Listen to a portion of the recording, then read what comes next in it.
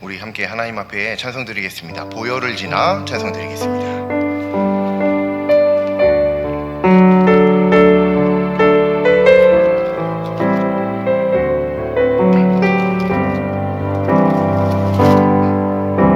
보혈을 지나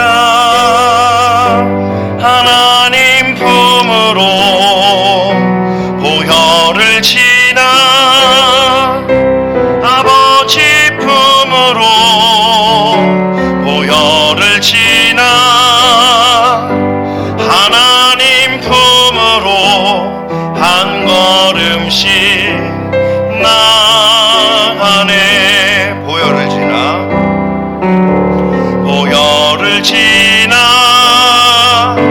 하나님 품으로, 보혈을 지나 아버지 품으로, 보혈을 지나 하나님 품으로 한 걸음씩 나가네.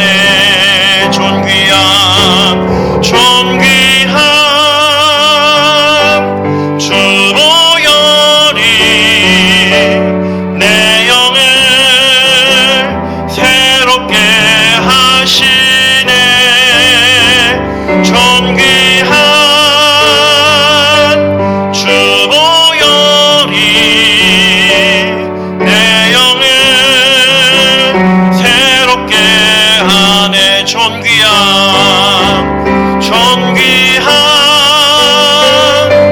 주 보혈이 내 영을 새롭게 하시네. 존귀한 주 보혈이 내 영을 새롭게, 한 번 더 찬양합니다. 존귀한 주 보혈이, 존귀한 주 보혈이 내 영을 새롭게 하시네. 존귀한 주 보혈이 내 영을 새롭게 하네.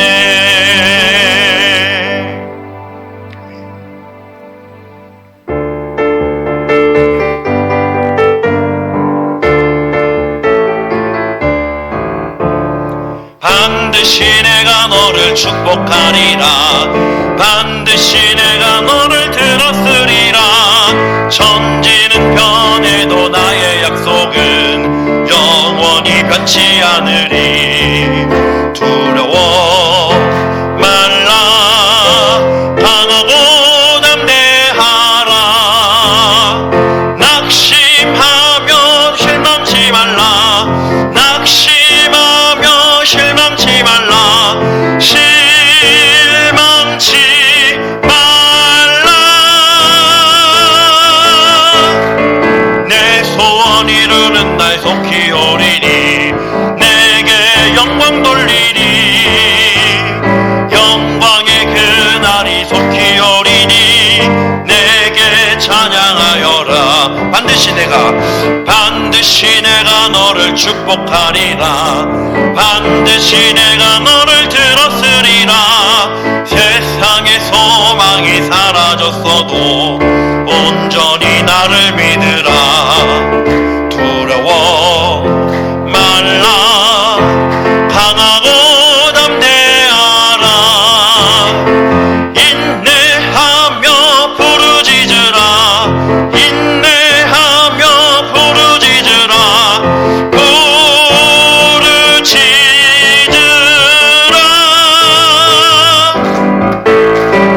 내 소원 이루는 날 속히 오리니. 내게 영광 돌리리. 영광의 그날이 속히 오리니. 내게 찬양하여라. 아멘. 우리 함께 사도신경으로 하나님 앞에 신앙 고백 드리겠습니다. 나는 전능하신 아버지 하나님, 천지의 창조주를 믿습니다. 나는 그의 유일하신 아들 우리 주 예수 그리스도를 믿습니다.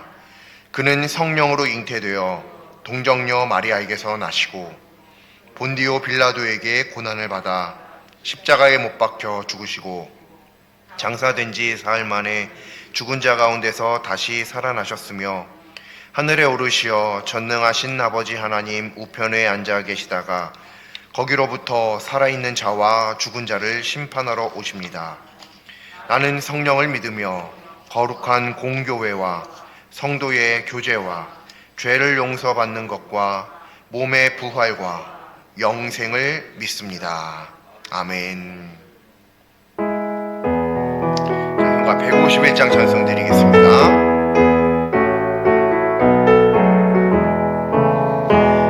만왕의 왕 내 주께서 왜 고쳐 당했나. 이 벌레 같은 날 위에 그 보혈을 흘렸네. 십자가 내가 처음 볼 때에 나의 맘에 큰 고통 사라져. 오늘 믿고서 내 눈 밝았네. 참 내 기쁨 영원하도다. 주 십자가 못 박힘은 속죄함 아닌가. 그 긍휼함과 큰 은혜 말할 수 없도다. 십자가 내가 처음 볼 때에 나의 맘에 큰 고통 사라져. 오늘 믿고서 내 눈 밝았네. 참 내 기쁨 영원하도다. 늘어도 그 큰 은혜 다 갚을 수 없네. 나 주님께 몸 바쳐서 주의 일 힘쓰리. 십자가 내가 처음 볼 때에 나의 맘에 큰 고통 사라져. 오늘 믿고서 내 눈 밝았네. 참 내 기쁨 영원하도다.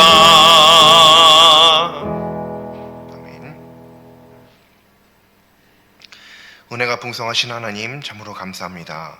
오늘도 저희들을 이처럼 사랑하여 주셔서 또 하나님을 사랑할 수 있는 자리로 저희들을 이끌어 주시고 예배로서 하나님을 향한 그 사랑을 고백하게 하여 주시니 참으로 감사합니다.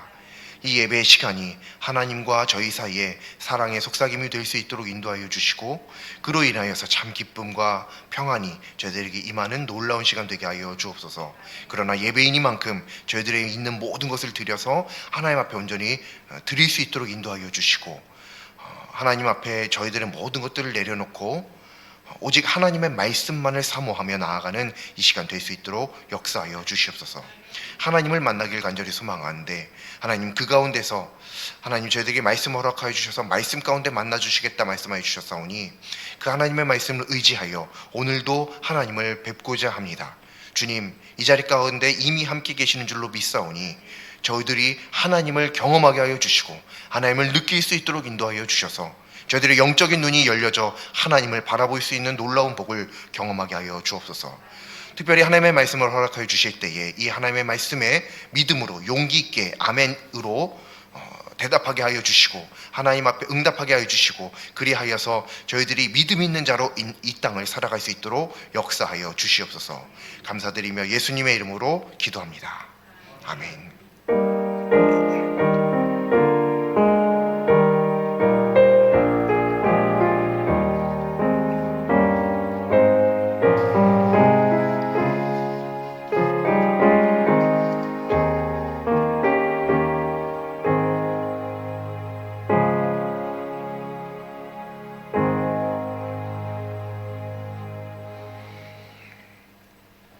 오늘 하나님 말씀 함께 보시겠습니다. 오늘 하나님 말씀은 구약성경 출애굽기 30장 6절부터 10절까지 말씀입니다. 제가 가진 성경으로 128쪽에 있습니다. 구약 성경 128쪽 출애굽기 30장 6절부터 10절까지 말씀입니다. 출애굽기 30장 6절부터 10절까지 말씀입니다. 우리 함께 한 목소리로 읽겠습니다. 자, 합독하시겠습니다. 그 제단을 증거궤 위 속죄소 맞은편 곧 증거궤 앞에 있는 휘장 밖에 두라. 그 속죄소는 내가 너와 만날 곳이며 아론이 아침마다 그 위에 향기로운 향을 사르되 등불을 손질할 때에 살을 찌며 또 저녁 때 등불을 켤 때에 살을 찌니 이 향은 너희가 대대로 여호와 앞에 끊지 못할지며 너희는 그 위에 다른 향을 사르지 말며 번제나 소제를 드리지 말며 전제에 술을 붓지 말며 아론이 1년에 한 번씩 이 향단 뿔을 위하여 속죄하되 속죄제의 피로 1년에 한 번씩 대대로 속죄할지니라. 이 제단은 여호와께 지극히 거룩하니라. 아멘. 사람은 자신이 사랑하는 사람이 언제나 기뻐하기를 바랍니다. 당연하죠. 내가 사랑하는 사람이 항상 우울했으면 좋겠고 불쾌했으면 좋겠고 그런 것을 원하는 사람은 없습니다. 내가 사랑하는 사람, 그 사람이 늘 언제나 기뻤으면 좋겠고 즐거웠으면 좋겠고 하는 것은 모두가 다 공통적으로 가지는 바람입니다.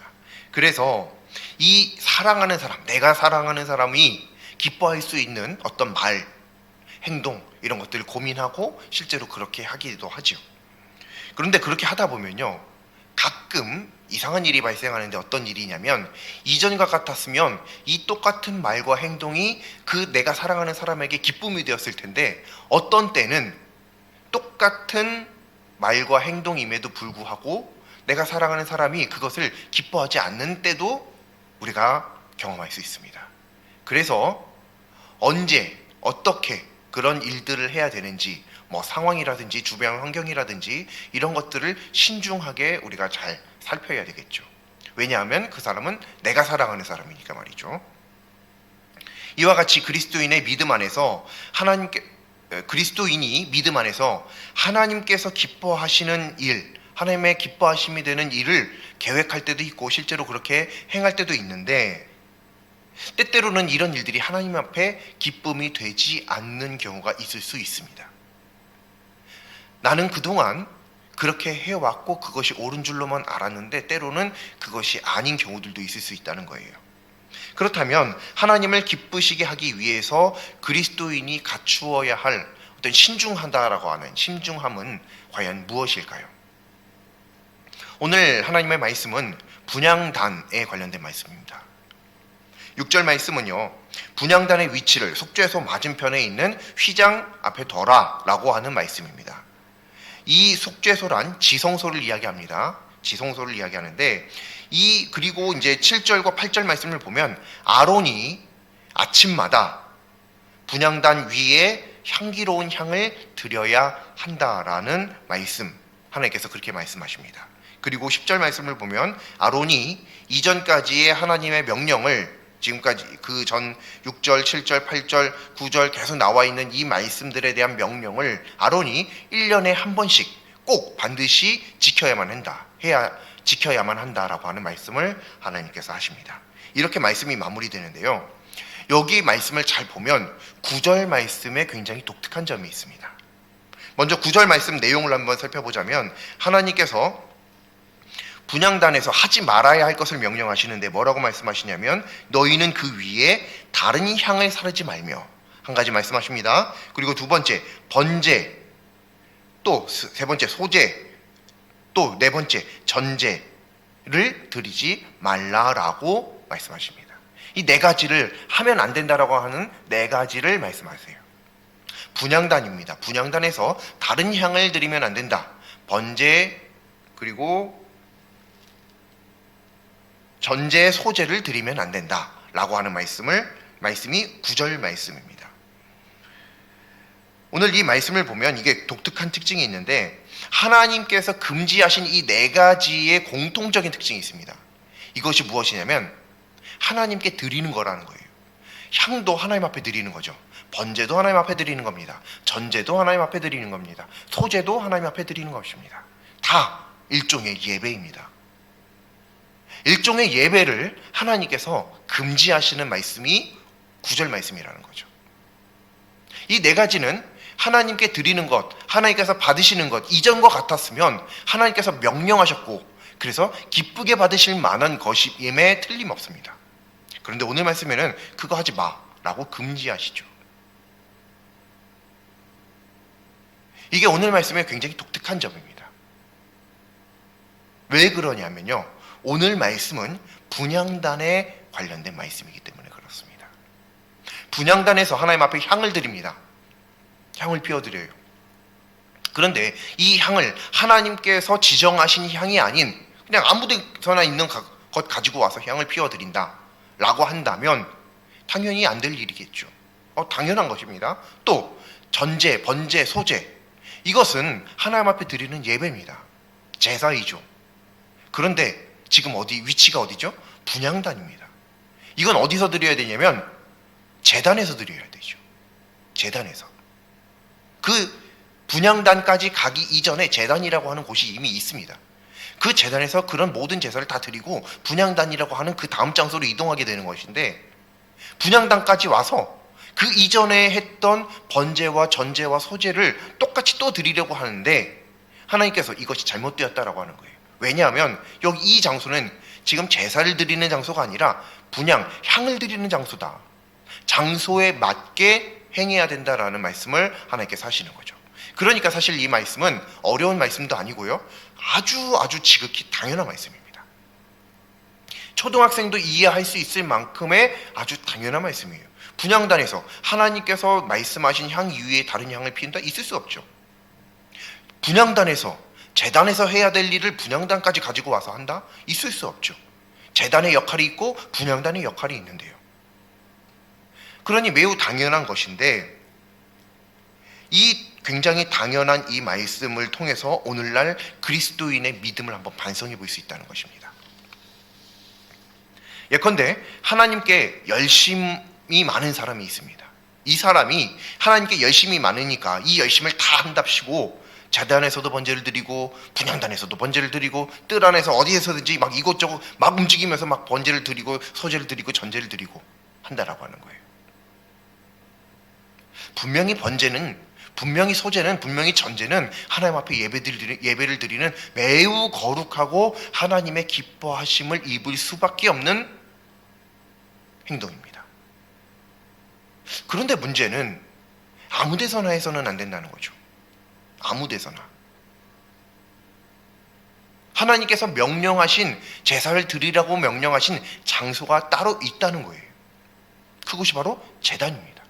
그런데 이 제단을 무시하고 제단에서 비록 드렸다 할지라도 분향단까지 가지고 와서 분향단인지 제단인지 알 수 없게 마음대로, 자기 마음대로 해버리는 것, 비록 하나님을 향한 열심으로써 그렇게 했다고 하나 나는 어디서든지 하나님 앞에 예배드리고 싶다, 그랬다고는 하나 하나님께서 지정하신 장소가 있죠. 이 모든 것을 통틀어서 총칭하는 말이 바로 질서입니다. 하나님께서 세우신 질서가 있다는 거예요. 이건 이렇게 하고 저건 저렇게 하고 이건 여기 저건 저기, 하나님께서 지정하신 어떤 질서가 있다는 거예요. 그냥 무작정 이것이 하나님께서 기뻐하시는 일이라고 해서 그냥 무작정 하나님께서 기뻐하시는 것이 아니라 그것이 하나님의 질서 안에 존재할 때 하나님께서 기뻐하신다는 거죠. 하나님께서 기뻐하신답시고 그런 하나님께서 세우신 질서를 다 훼손하면서까지 어떤 행동을 한다라고 하는 것은 절대로 하나님 앞에 기쁨이 될 수 없다는 것이 바로 오늘 말씀입니다. 잘 생각해 보세요. 분향단이고 뭐 제단이고 이게 뭐가 중요해요? 지금 하나님께서 기뻐하시는 게 뭐예요? 예배죠. 어디서든지 예배 드릴 수 있어야죠. 분향단이고 뭐고 그게 뭐가 중요해요? 어디서든지 내 죄를 사할 수 있는 제물을 드려가면서 나의 거룩함을 하나님 앞에 보여드려야죠. 근데 하나님은 그걸 원하시는 게 아니에요. 쇼를 원하시는 것이 아니라는 것입니다. 보여지는 행위를 원하시는 것이 아니라고 하는 것이죠. 하나님 앞에 드리는 영성을, 중심을 보신다라고 하는 거예요. 그렇기에 하나님께서 요청하시는 것은 무엇이냐면 내가 세운 질서를 따라라라고 하는 거예요. 그 질서가 뭐냐면 향은 분향단에서, 제사는 제단에서. 향은 제단에서 드리되 내가 지정한 향 외에 다른 향은 안 돼. 제가 이렇게 맡아보기에는 이 향도 좋은데요. 이거 요즘에 굉장히 건강에 좋은 향이래요. 그게 아니라는 것이죠. 그게 아니라는 거예요. 아무리 내가 좋은 것으로 드린다 할지라도 하나님의 질서를 훼손시키면서까지도 하나님의 질서를 훼손시키면 하나님의 기뻐하심을 입을 수가 없다는 것입니다.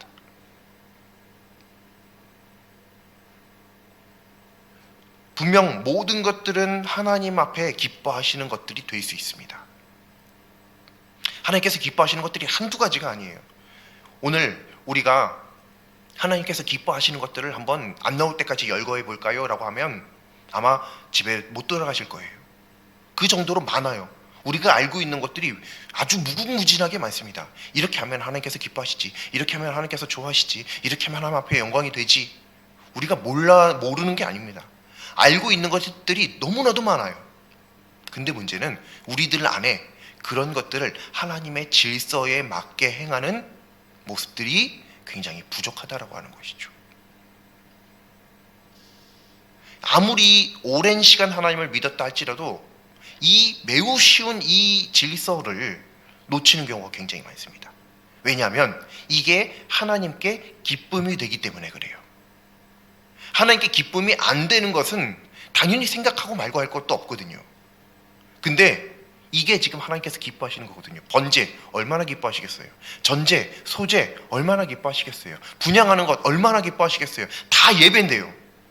하나님께서 가장 좋아하시는 건 예배입니다. 전도도 있고 뭐도 있고 굉장히 많이 이야기할 수 있죠. 그러나 그 모든 것을 다 제쳐놓고 딱 하나 뽑으라면 예배입니다. 예배보다 하나님께서 더 좋아하시는 것은 없습니다.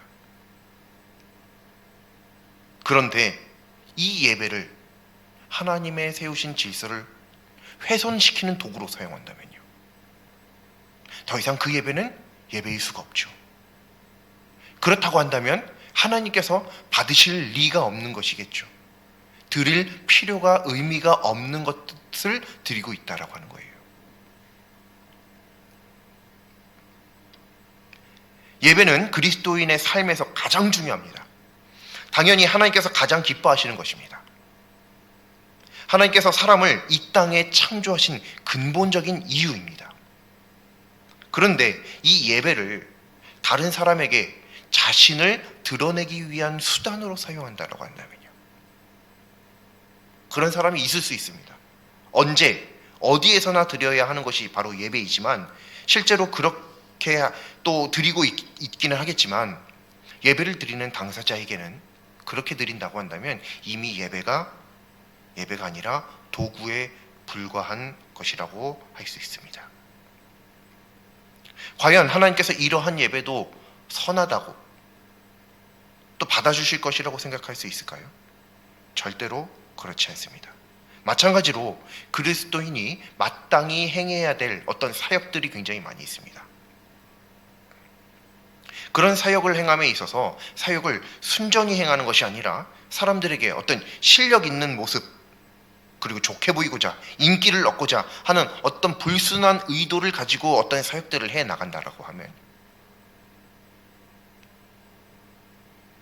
비록 사람들은 겉으로 보여지는 것밖에 파악할 수 없으니 그 모습을 보고 열심히 있구나, 와 대단하구나, 열정적이구나, 믿음이 대단하구나 라고 생각할 수 있지만 하나님은 속일 수가 없죠.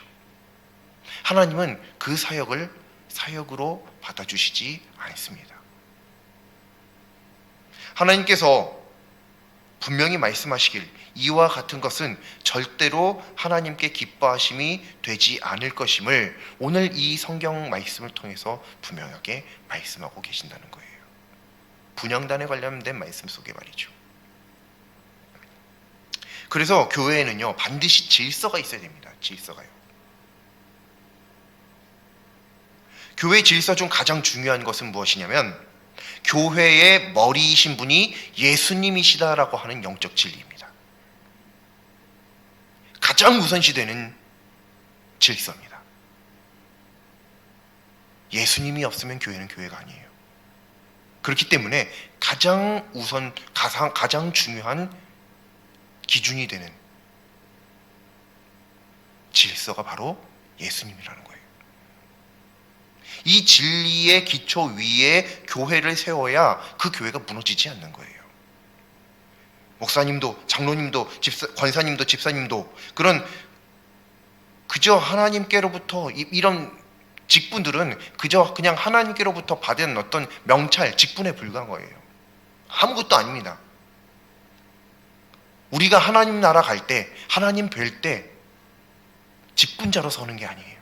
하나님의 자녀로서 서는 겁니다. 직분은 이 땅에서 하나님의 사역을 감당할 때 도움이 되라고 하나님께서 우리들에게 선물로 주셨을 뿐, 우리가 하나님을 만날 때는 이 모든 걸 다 벗어버리고 가는 겁니다. 이 육신의 장막을 벗어버리고 뭐 이렇게 얘기하는데 이것만 벗는 게 아니에요. 우리에게 달려있는 명찰까지도 다 벗는 겁니다. 그냥 아무것도 안 가지고 하나님께서 우리를 태초에 만드신 그 모습 그대로를 가지고 하나님 앞에 나아가고 하나님을 뵙는 것이죠. 그래서 교역자도 교회의 머리가 될 수 없어요. 성경에 분명히 말씀하십니다. 목사도 아닙니다. 교회의 머리는 예수님이에요. 예수님을 보고 쫓아가야 되지, 어떤 누구 특정한 사람, 목사님이 어떤 유명하다고 능력이 있다고 그 목사님 보고 따라가는 게 아니고, 그런 장로님들 보고 따라가는 게 아니고, 권사님, 집사님들 보고 따라가는 게 아니라는 거예요. 영적인 어떤 은사가 있는 사람들 보고 따라가는 게 아니라는 거예요. 그것 따라가다가 넘어지는 사람들 아주 많았습니다. 왜요? 예수님을 안 따라갔으니까 넘어지는 거예요. 그 은사가 나쁜 게 아니에요. 그 사람이 나쁜 게 아니에요. 목사라고 하는, 장로님이라고 하는, 권사, 집사라고 하는 이런 직분이 나쁜 게 아닙니다. 하나님께서 주신 매우 소중하고 귀중한 거예요. 이거 함부로 생각하면 절대로 안 됩니다. 이 직분이요. 그런데 문제는 이게 귀중하기는 하나 예수님보다 귀중할 수는 없거든요. 이것을 예수님을 가리는 도구로 사용해버린다고 한다면 이건 아무것도 아닌 게 되는 거예요. 차라리 받지 못한만 못하다라고 하는 것이죠. 교회 모든 사역은 그래서 질서가 중요한데, 질서는 가장 우선시되는 질서는 예수님이시고, 그 다음이 뭐냐면 각 교회의 담임 목사님입니다. 담임 교역자가 모든 사역의 중심이 되어야 되는 거예요. 목사님은 예수님이 아닙니다. 교회의 머리도 아니고요. 아무것도 아니에요. 맞아요. 여기까지는 맞습니다. 그런데 문제는 뭐냐면, 담임 교역자를 중심으로 모든 하나님의 사역들이 일치되어서 합력해서 선을 이루지 못하면 결국 자기가 원하는 대로, 내가 선하게 여기는 대로, 내 마음에 옳은 대로, 내 신앙관대로 하다 보면, 우리나라 옛말에도 속담에도 그런 말이 있죠. 사공이 많으면 배가 산으로 가는 겁니다. 이거는 성경도 아니고 믿음도 아니에요. 그냥 우리나라 옛 선조들의 그냥 지혜의 말일 뿐입니다. 그런데 거기에서부터 이미 사공이 많으면 배가 산으로 간다는 가르침이 있습니다. 믿음이 없이도 우리는 분명히 그 사실을 매우 잘 알고 있을 수 있죠. 그런데 믿음 안에서는요, 당연히 더욱더 그렇죠. 똘똘똘똘 뭉쳐도 간신히 살아남을까 말까 한 이 험악한 세상에서 교회가 다 각자 자기 주장만 펼치고 있다라고 한다면요, 갈기갈기 찢어져 있다면요, 그럼 집에서 그냥 골방에서 하나님 만나지 뭐하러 교회에 나오겠어요? 교회에 나온다는 것은 내가 너에게 맞춰주겠다라고 하는 거예요. 너가 나에게 맞춰달라고 하는 요청입니다.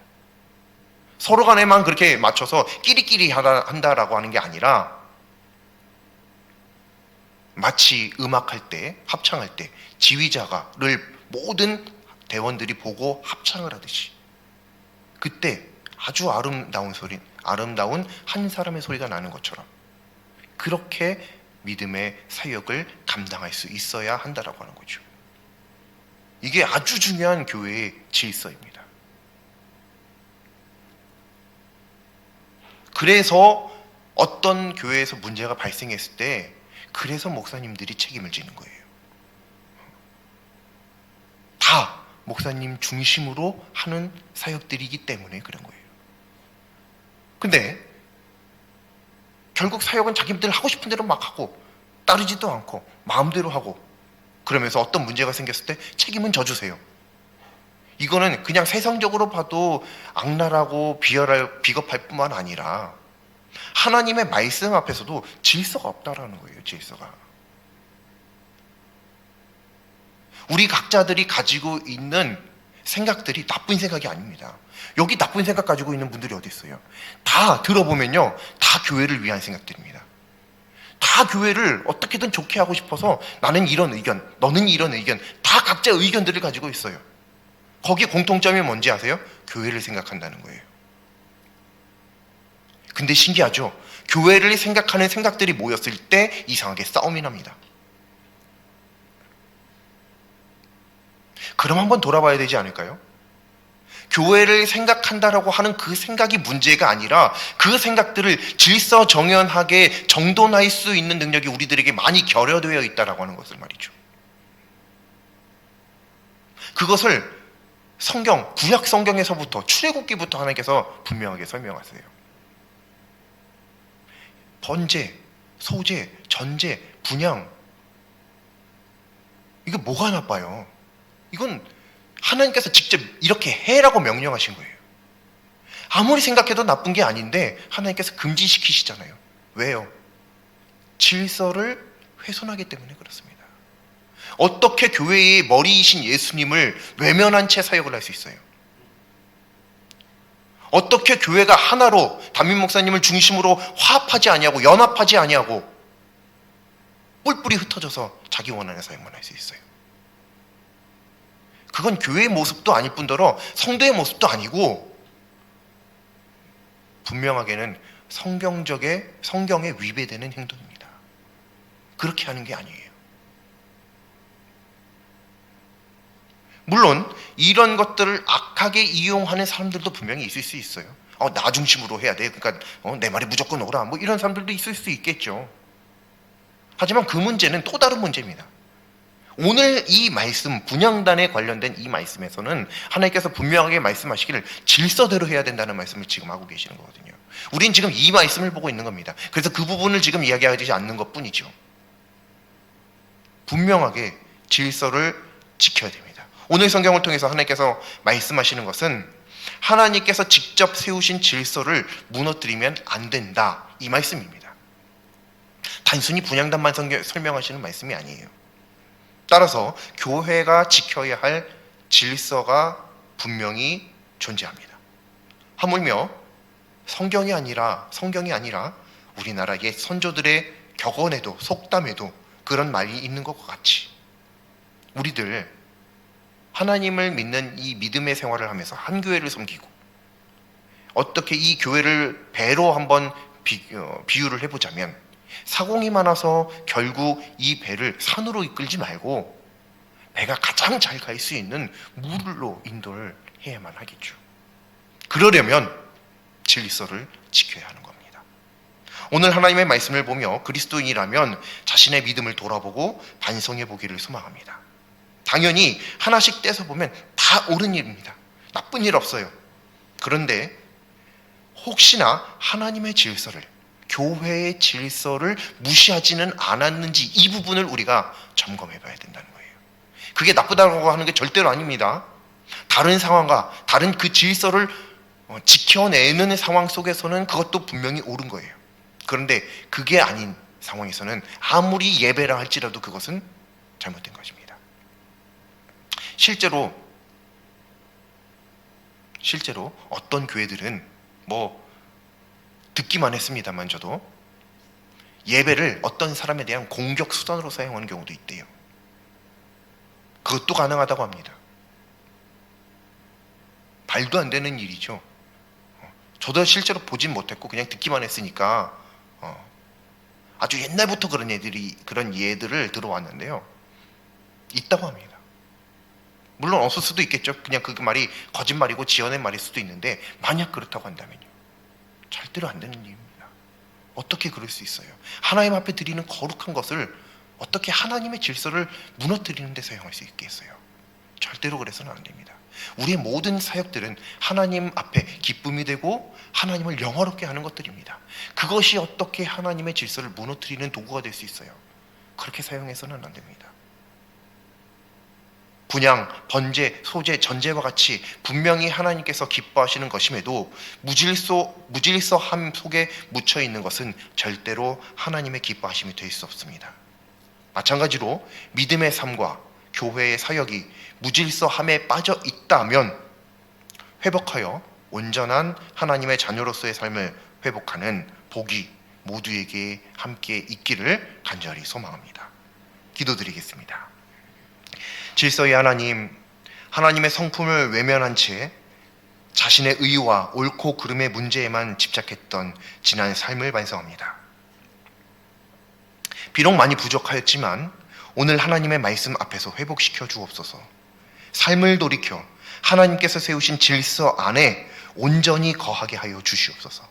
오히려 하나님의 질서를 따르는 것 자체가 하나님께 기쁨이 됨을 믿사오며 예수님의 이름으로 기도드립니다. 아멘.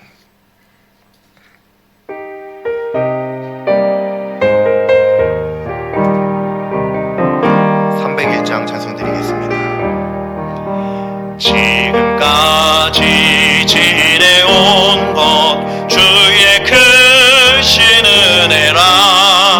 한이 없는 주의 사랑 어찌로 말하랴. 자나깨나 주의 손이 항상 살펴주시고 모든 일을 주 안에서 형통하게 하시네.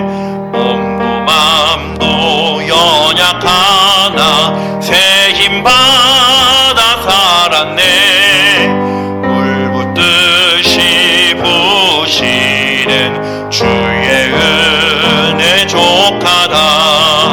사랑 없는 거리에나 험한 산길에 맬 때 주의 손을 굳게 잡고 찬송하며 가리라.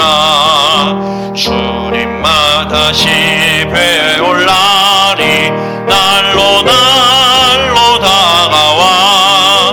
무거운 짐 주께 맡겨 벗을 날도 멀잖네. 나를 위해 예비하신 고향 집에 돌아가 아버지의 품 안에서 영원토록 살리라. 하늘에 계신 우리 아버지, 아버지의 이름을 거룩하게 하시며 아버지의 나라가 오게 하시며 아버지의 뜻이 하늘에서와 같이 땅에서도 이루어지게 하소서. 오늘 우리에게 일용할 양식을 주시고 우리가 우리에게 잘못한 사람을 용서하여 준 것 같이 우리 죄를 용서하여 주시고 우리를 시험에 빠지지 않게 하시고 구하소서. 나라와 권능과 영광이 영원히 아버지의 것입니다. 아멘.